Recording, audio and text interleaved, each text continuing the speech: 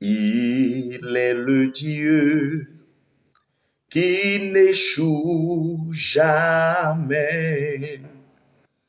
Il est le Dieu qui n'échoue jamais. Il est le Dieu qui n'échoue jamais.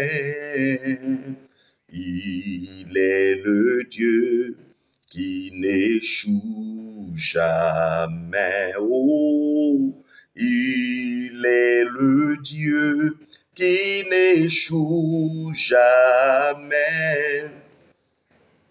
Il est le Dieu qui n'échoue jamais. Oh, il est le Dieu qui n'abandonne pas. Christ est le Dieu qui n'abandonne pas. Il est le Dieu qui ne délaisse jamais. Christ est le Dieu qui ne délaisse jamais. Il est le Dieu qui n'abandonne jamais. Christ est le Dieu qui ne délaisse jamais. Il est le Dieu qui est si bon, alléluia. Il est le Dieu qui n'échoue jamais. Il est le Dieu qui ne change pas. Christ est le Dieu qui ne change pas. Christ est le Dieu qui ne change pas. Christ est le Dieu qui ne change pas. Que la grâce et la faveur du Seigneur soient avec chacun de nous en ce matin du lundi 4 mars 2024. Que la grâce et le shalom de l'Éternel demeurent avec chacun de nous au nom de Jésus-Christ de Nazareth. Que la bonté, la grâce, la faveur et la fidélité du Très-Haut demeurent sur la vie de chacun de nous. L'Éternel, dans son immense amour, se souvient de Larissa Marie, Marie-Ange Edoukoun, Djelika Touanlé, Perpétua Kwena pour vos partages. La fidélité du Seigneur soit avec vous au nom de Jésus-Christ de Nazareth. L'Éternel, dans son immense bonté et amour, bénisse la vie de ces mamans-là qui sont toujours connectées, répondant toujours présentes à l'appel du Seigneur, afin de prier avec nous. Que la grâce de l'Éternel soit et demeure avec vous au nom de Jésus-Christ de Nazareth. Béni soit l'Éternel, le Dieu de maman Ghislaine Bernardin, que sa fidélité demeure toujours sur ta vie. Gloire à l'Éternel, au Dieu de maman Marie-Rachel Sandé, la faveur du Très-Haut soit avec toi. Au nom de Jésus-Christ de Nazareth, nous célébrons l'Éternel pour ses enfants, maman Ela Chris, maman Britime Mat Kwame, maman Bella Kablan. Merci pour la grâce que le Seigneur vous accorde, que son nom soit béni au nom de Jésus. Maman Chimène Bilé, maman Zomadre Coré Sonia, maman Loreba Sylvie, maman Gloire Divine Dame. Que Dieu vous bénisse abondamment. Yanira Sol des Anges, Adou, Papa Adou Michel, maman Daniel Laure, maman Hortense Kwame, maman Anne-José Christiane, maman Odette Kablan. Merci pour les partages. Ebenezer Boutique, maman Clarisse Cocro. Que Dieu vous bénisse abondamment et que le shalom de l'Éternel soit et demeure abondamment sur votre vie au nom de Jésus-Christ de Nazareth. Nous croyons que ce matin encore, l'Éternel, dans son amour et dans sa bonté, fera grâce à ses enfants et il permettra que la faveur du Très-Haut soit et demeure avec nous au nom de Jésus-Christ de Nazareth. Nous voulons aussi bénir le Seigneur pour Papa Ben Awita, Maman Trifos Niamke, Pasteur Soukou Hugues, Maman Nocia Fabienne, Maman Nadège Kouassi, Papa Gattuso Venceslas, que Dieu te bénisse abondamment. Silico Badjo, que la grâce du Seigneur demeure avec toi dans le nom de Jésus-Christ de Nazareth. Nous croyons que l'Éternel, comme dans son habitude, est avec nous et sera encore avec nous dans le nom puissant de Jésus-Christ pour nous accorder sa grâce et laisser sa fidélité s'exprimer en notre faveur.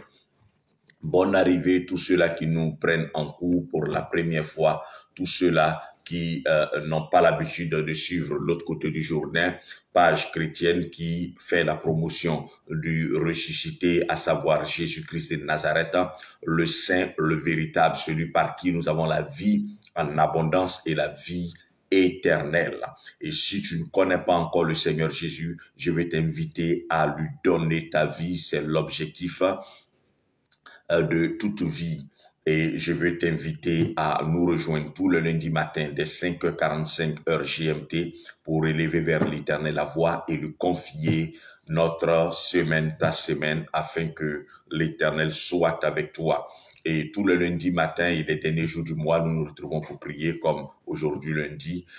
Et ce matin, nous allons encore lire un passage et nous allons prier le Seigneur. Espérant que vous avez bonne réception, parce que la connexion est signalée être lente, mais nous croyons que l'Éternel, dans sa fidélité, sera avec nous et nous finirons par terminer ce programme pleinement dans sa présence. Nous lisons Ésaïe 36 à partir du verset 12. Ésaïe 36 à partir du verset 12. Ésaïe chapitre 36, nous lisons à partir du verset 12. Ésaïe chapitre 36, nous lisons à partir du verset 12. La Bible dit que le Rabshakeh répondit: est-ce à ton maître et à toi que mon maître m'a envoyé pour porter ce message? N'est-ce pas à ces hommes qui sont assis sur la muraille et qui bientôt en seront à manger leurs excréments et à boire leurs urines avec vous? Et le Rabshakeh se tint debout et cria d'une voix forte en langue judaïque et dit: écoutez le message du grand roi, du roi d'Assyrie. Ainsi a dit le roi: ne vous laissez pas abuser par Ézéchias, car il ne pourra vous délivrer. Et qu'Ézéchias ne vous engage point à vous confier en l'Éternel, en vous disant: l'Éternel certainement vous délivrera. Cette ville ne sera pas livrée aux mains du roi d'Assyrie. Je reprends ce passage du verset 15 qui est notre point d'appui pour la compréhension et pour la prière de ce matin. La Bible dit: et qu'Ézéchias ne vous engage point à vous confier en l'Éternel en vous disant: l'Éternel certainement vous délivrera. Cette ville ne sera pas livrée aux mains du roi d'Assyrie. Qu'on ne vous amène pas à croire que l'Éternel vous délivrera. C'est une phrase avec laquelle nous flirtons au quotidien. N'écoutez point Ézéchias, car ainsi a dit le roi d'Assyrie. Pas ainsi a dit l'Éternel, mais plutôt ainsi a dit le roi d'Assyrie. Faites la paix avec moi, avec condition. Faites la paix avec moi et cette paix est conditionnée, est sous condition. Et venez vous rendre à moi. Et chacun de vous mangera de sa vigne et de son figuier et boira l'eau de sa citerne, jusqu'à ce que je vienne et que je vous emmène dans un pays comme le vôtre, un pays de blé et de vin, un pays de pain et de vigne. Qu'Ézéchias ne vous entraîne point, disant, verset 18 encore, l'Éternel nous délivrera. Les dieux des nations ont-ils délivré chacun leur pays de la main du roi d'Assyrie? Je reprends. Qu'Ézéchias ne vous entraîne point, disant, l'Éternel nous délivrera, nous délivrera. Les dieux des nations ont-ils délivré chacun leur pays de la main du roi d'Assyrie? Où sont les dieux de Mat et d'Arpad? Où sont les dieux de Sepharvaïm et Samarie? A-t-elle donc été délivrée de ma main? Quels sont parmi tous les dieux de ces pays ceux qui ont délivré leur pays de ma main, pour que l'Éternel délivre Jérusalem de ma main? Et il se tut et ne lui répondit mot. Car le roi avait donné cet ordre, vous ne lui répondez point. Vous ne lui répondrez pas. Et Eliakim, fils d'Hilkija, préfet du palais, Sebna le secrétaire, et Joa, fils d'Azaph, l'historiographe, revint auprès d'Ézéchias les vêtements déchirés et lui apportait les paroles du Rabshakeh. Alléluia. Voici une armée d'un pays et d'une nation qui était dans le temps puissante, un pays, une armée qui était puissante, un pays qui était très puissant, et c'était un pays qui broyait tout ce qu'il rencontrait sur son chemin. Et il était difficile de s'opposer à ce pays et de lui résister. Alors, ce qui était mieux de faire, c'était de signer des accords de soumission et de dépendance pour être les esclaves ou les sujets ou les vassaux de ces nations-là. Il fallait accepter d'être vassalisé par ces pays, par cette puissance, pour pouvoir vivre tranquillement sous condition de payer chaque fois des tribus, et ces tribus-là changeaient de jour en jour au gré et à la joie du roi. Donc l'Assyrie était un pays très puissant avec une grande armée qui défiait toutes les nations, et même l'Égypte, qui était la puissance antique, ne pouvait pas rivaliser avec l'Assyrie à un certain moment.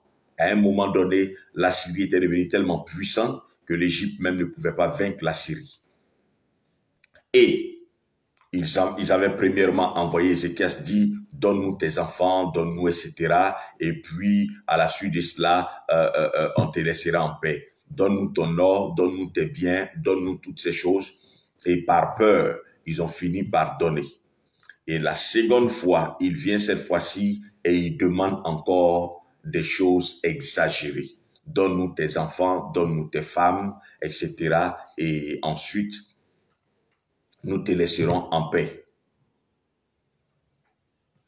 Je vais te faire comprendre que si l'ennemi vient réclamer des choses, que tu acceptes de lui donner, parce que tu as peur, parce que tu veux la paix, et il reviendra tôt ou tard te réclamer encore des choses.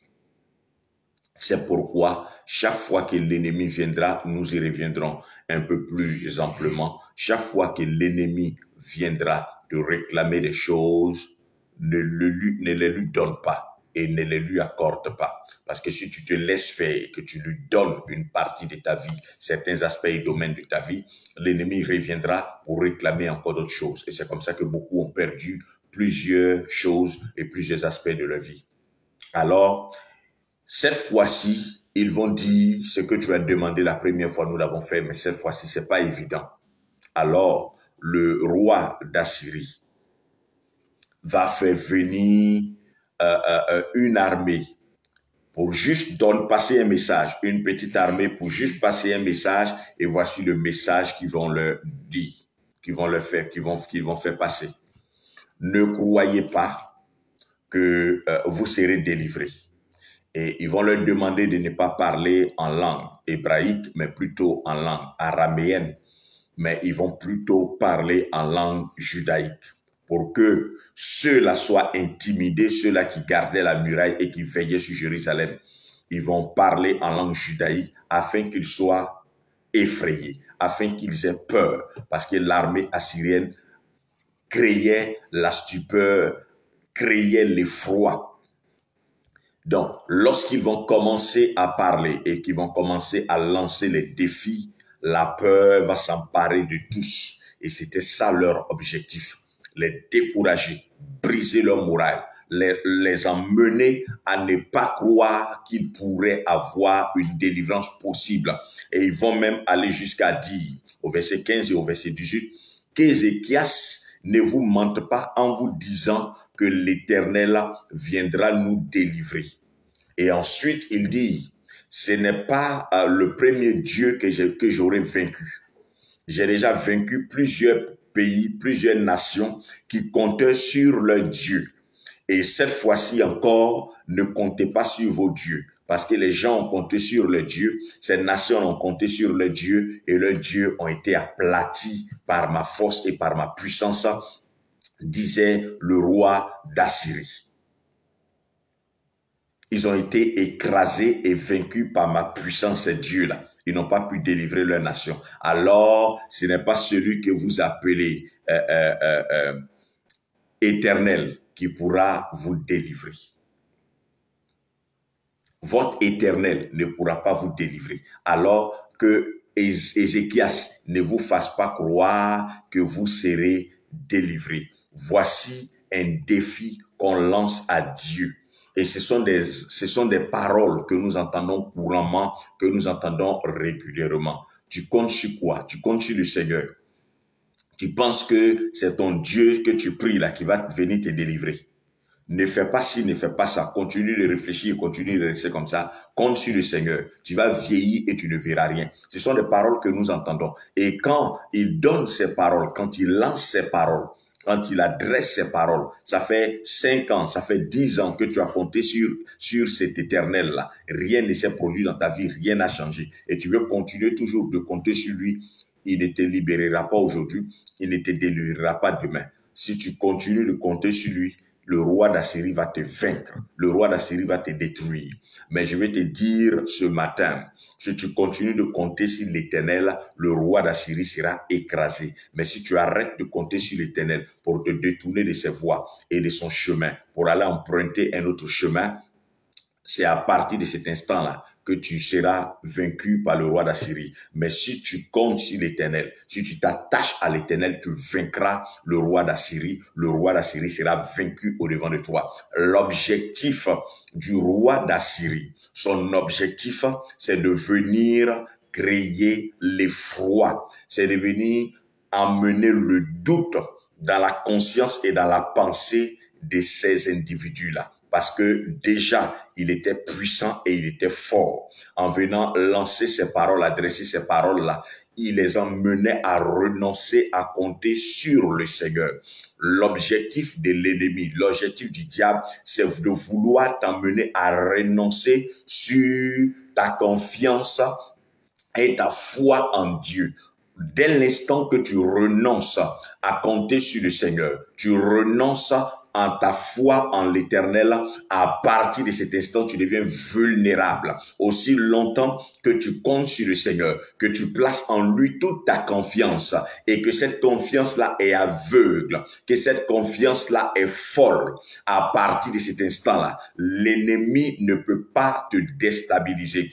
Parce que pour que l'ennemi puisse t'atteindre, bonne arrivée, maman Diomandé Cécile, que la fidélité de l'Éternel soit avec toi. Aussi longtemps que tu seras confiant en l'Éternel, il sera difficile pour l'ennemi de te déstabiliser. Alors, ce qu'il veut faire, c'est d'emmener des paroles, des idées, pour t'emmener à être déséquilibré. Et à partir du déséquilibre, il pourra maintenant te contrôler pleinement. Lorsque ta confiance est pleine et placée en Dieu, il y a une sécurité spirituelle qui se positionne et qui se place autour de toi de façon immédiate.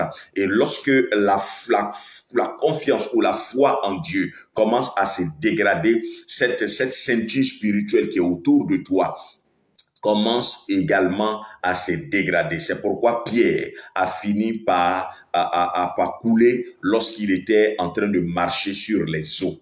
Parce que cette couverture spirituelle qui était avec lui a commencé à le lâcher.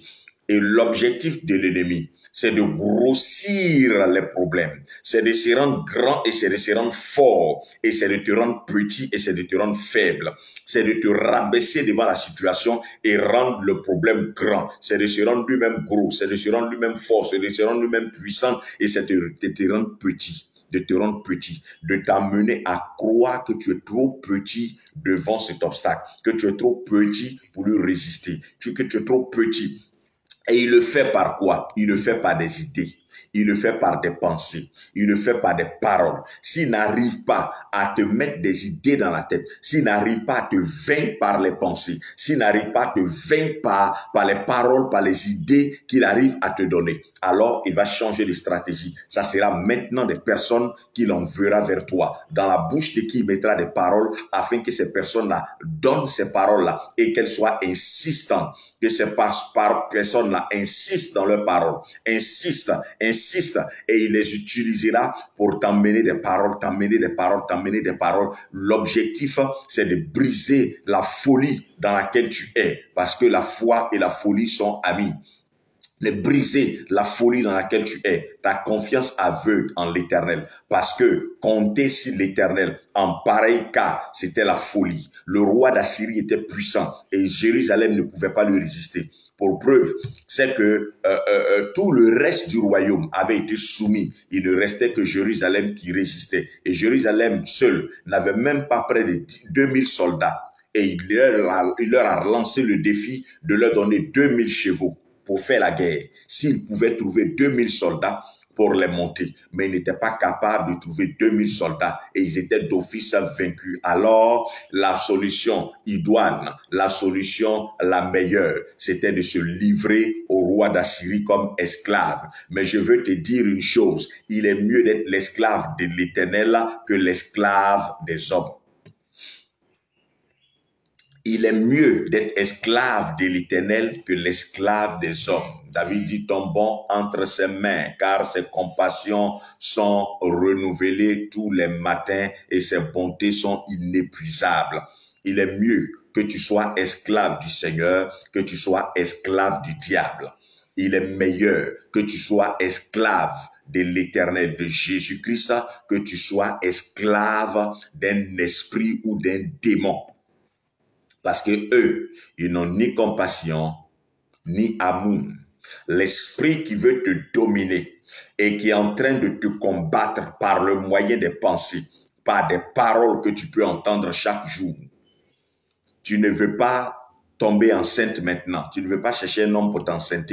Tu veux suivre ces histoires de Jésus va te donner un époux, ça fait combien d'années, ton âge est en train d'avancer. Quand tu entends ces paroles-là tout de suite, tu comptes sur le Seigneur pour ci ou pour ça. Tu ne veux pas faire telle ou telle chose. Tu ne veux pas venir dans notre fétiche pour te laver.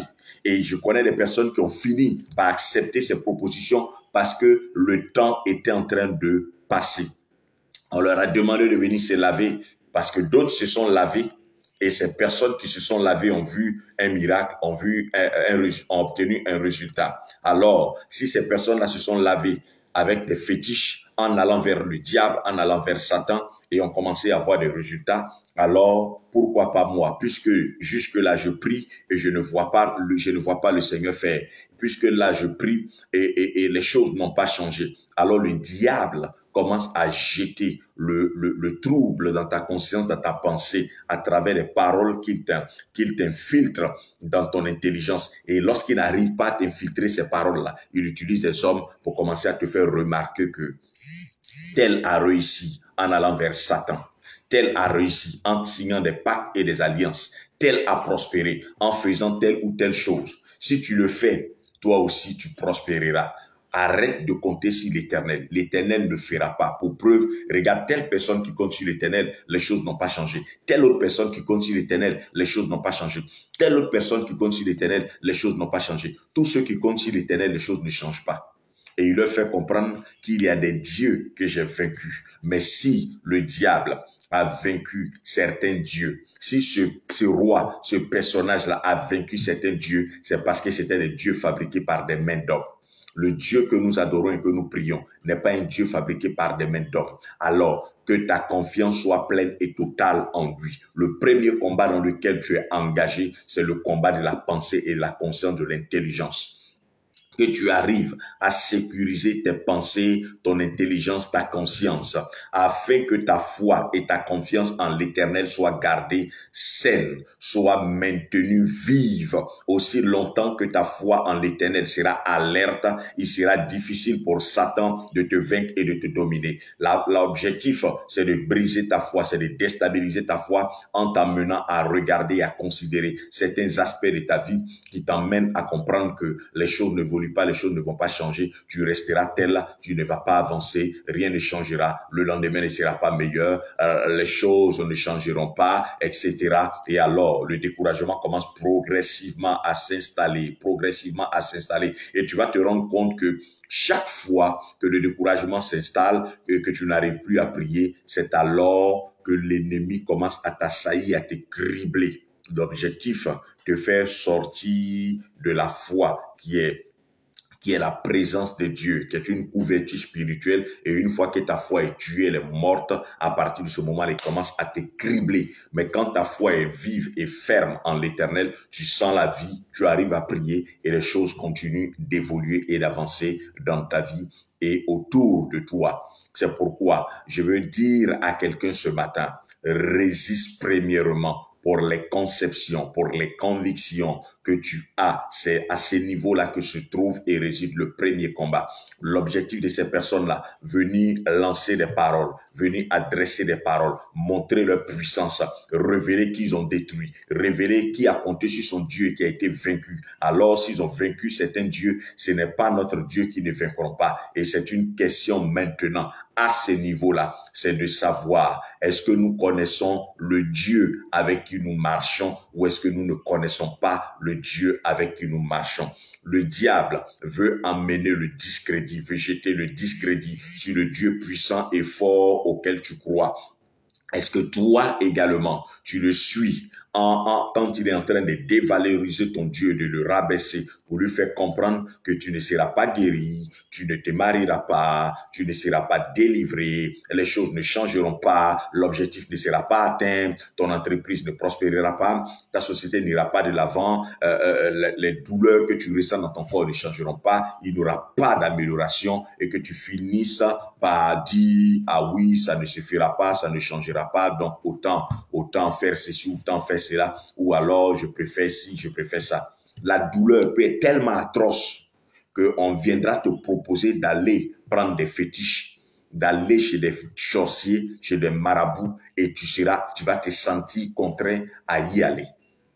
Parce que l'ennemi t'aura fait comprendre que si tu ne le fais pas, la douleur va continuer. La douleur est ce qui vient pour t'emmener à renoncer à ta foi, à ta confiance en Dieu. L'objectif sera alors atteint. Et si tu ne renonces pas, tu verras la puissante main de l'Éternel. C'est pourquoi cherche à aller plus en profondeur avec le Seigneur dans ta relation avec lui. Aussi bien que tu le connaîtras, aussi profondément que tu le connaîtras, l'ennemi ne te déstabilisera pas ni par les pensées, ni par les paroles, ni en changeant les convictions que tu avais.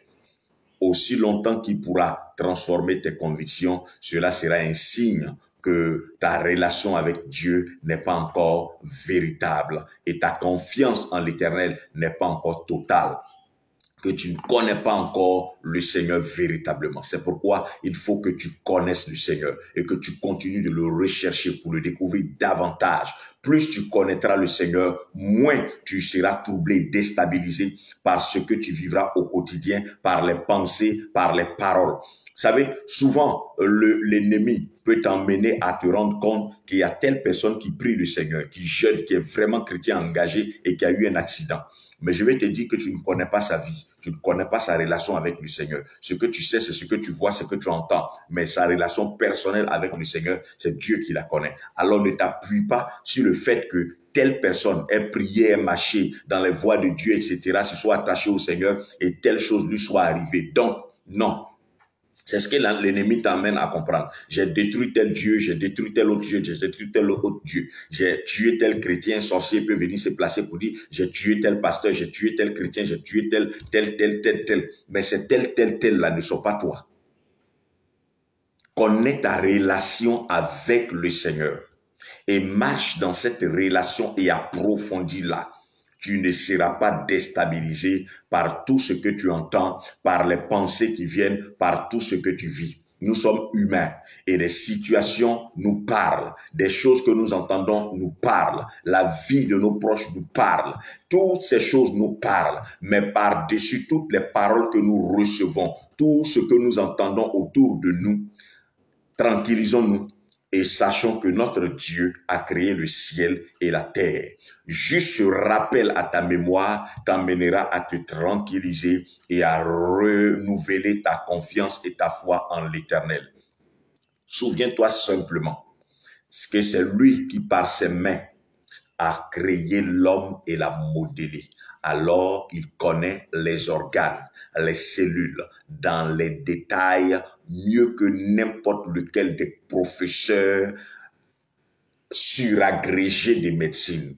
L'Éternel connaît mieux les cellules, il connaît mieux la terre que nous constituons que n'importe lequel des médecins. Les médecins, les professeurs agrégés, suragrégés connaissent les cellules. Lui, il connaît la cellule de la terre qui nous a fabriqués. Alors, si il dit qu'il peut guérir, c'est qu'il peut guérir. S'il dit qu'il peut délivrer, c'est qu'il peut délivrer. S'il dit qu'il peut faire telle chose, c'est qu'il peut faire. Parce qu'il en est le fondateur, le créateur. C'est celui qui a créé toute chose qui est capable de le faire. Et si l'Éternel te dit qu'il le fera, il le fera. C'est pourquoi, aujourd'hui, beaucoup ont abandonné la prophétie qui était sur leur vie. Parce que l'ennemi a fini par les vaincre à partir, ils étaient convaincus, ils ont résisté, ils ont tenu ferme, ils ont résisté, ils n'ont pas cédé, mais à la fin, ils ont fini par céder parce que la pression était forte. Et c'est ça l'objectif du diable, te presser, jusqu'à briser ta conviction, à détruire ta foi et à t'emmener à te livrer à toi-même, à plus compter sur toi-même qu'en l'Éternel. Mais Hachem, comme on l'appelle les Juifs, Hachem, sur qui comptait Ézéchias, lui a prouvé plus tard qu'il était capable de délivrer. Et il y a des choses, quand ça nous dépasse humainement parlant, nous sommes dépassés, tellement dépassés que nous oublions l'Éternel et nous voulons nous-mêmes entreprendre pour être délivrés. C'est humain.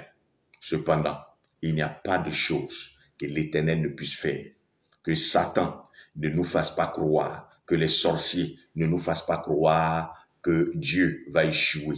Il n'a jamais échoué et ce n'est pas avec toi qu'il va commencer. Sur ce, nous allons prier le Seigneur et nous bénissons l'arrivée de Maman Osée Ange Christiane. La faveur du Seigneur soit avec toi et par ton canal, nous saluons tout Londres. Que Dieu te bénisse abondamment. Nous allons prier le Seigneur.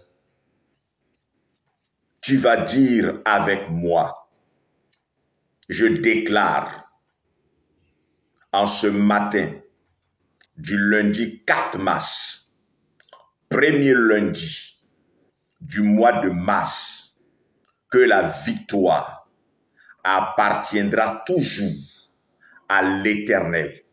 En ce qui me concerne, moi, Sylvain Kouassi, dis ton nom, au nom de Jésus-Christ de Nazareth, je crois et je déclare que le Seigneur Jésus ne m'a jamais abandonné et il ne m'abandonnera jamais.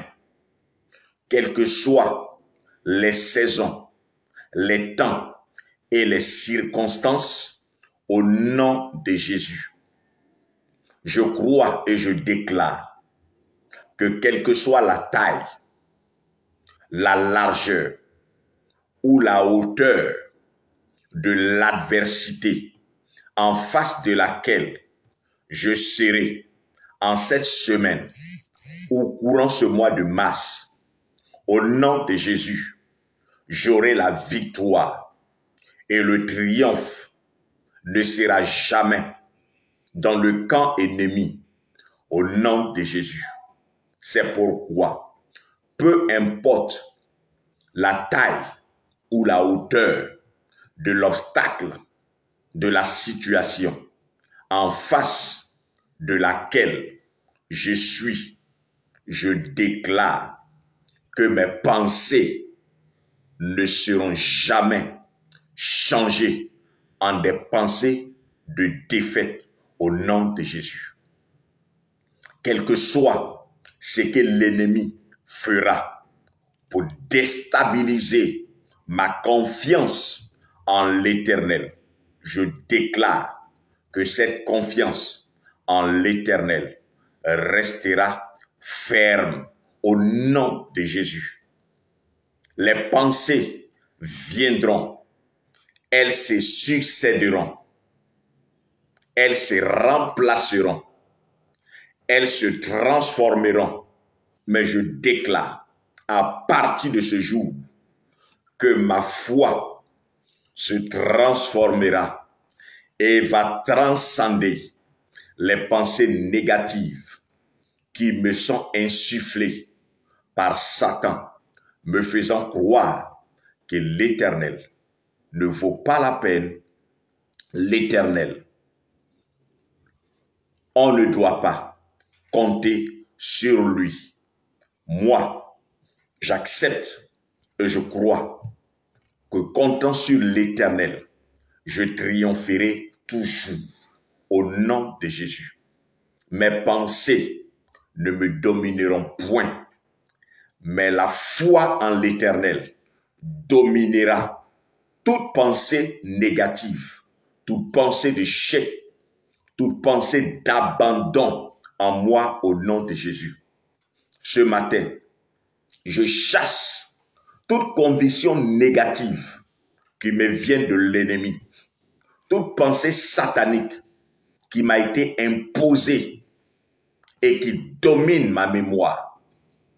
Tous les rappels que Satan me fait quant aux défaites, aux situations que j'ai eu à vivre dans le passé, je rappelle également à ma mémoire ce que l'Éternel a eu à faire pour moi, les délivrances que l'Éternel a opérées dans ma vie, les faveurs que l'Éternel m'a accordées.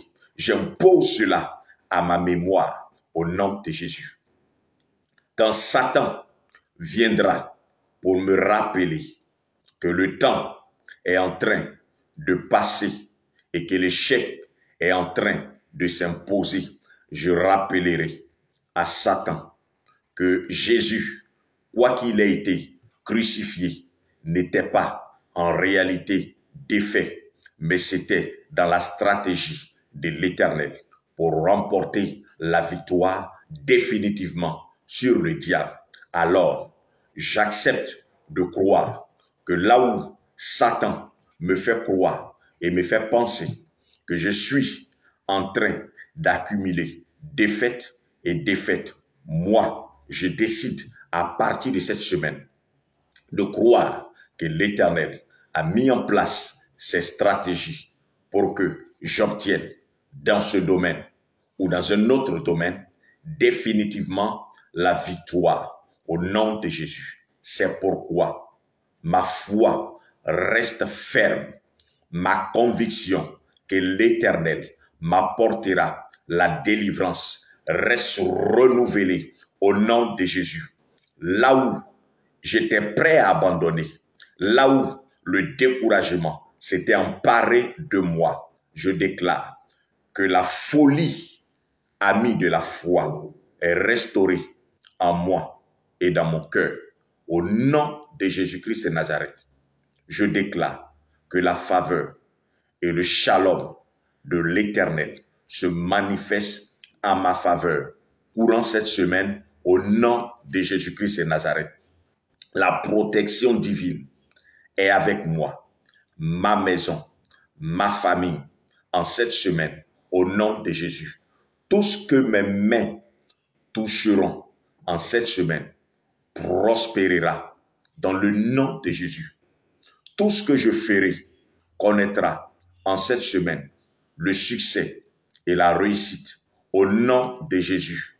En cette semaine, la gloire de l'Éternel est sur ma vie comme une couverture au nom de Jésus-Christ de Nazareth. Cette semaine, non seulement je vis et j'expérimente à nouveau la victoire malgré les pensées de peur et de découragement. Je vis la victoire et la victoire afin que je célèbre en cette semaine l'Éternel au nom de Jésus-Christ de Nazareth. Amen. Amen. Amen. Amen et Amen. Que l'Éternel te bénisse abondamment et que ta confiance soit grande, forte et puissante en lui, au nom de Jésus-Christ de Nazareth, quelles que soient les pensées que l'ennemi t'emmènera à développer, quelles que soient les paroles pour t'emmener à avoir peur, à t'effrayer, tranquillise-toi, Christ a vaincu toutes ces choses à la croix par la puissance de sa main. Il n'a pas échoué hier, ce n'est pas avec toi qu'il commencera à échouer. C'est pourquoi ta semaine est bénie, que tes pensées soient renouvelées, que ta conviction soit restaurée. Comprends ce matin que le combat, il est premièrement un combat de pensée, un combat de conception, un combat de conviction. Si tu arrives à vaincre à ce niveau, tu auras vaincu 80 ou 90% du combat. Que Dieu te bénisse, que son shalom et sa faveur soient avec toi et te garde. Encore l'Éternel soit avec vous, Maman Ghislaine Bernardin. Merci de vous être réveillée pour pouvoir participer à ce temps de prière.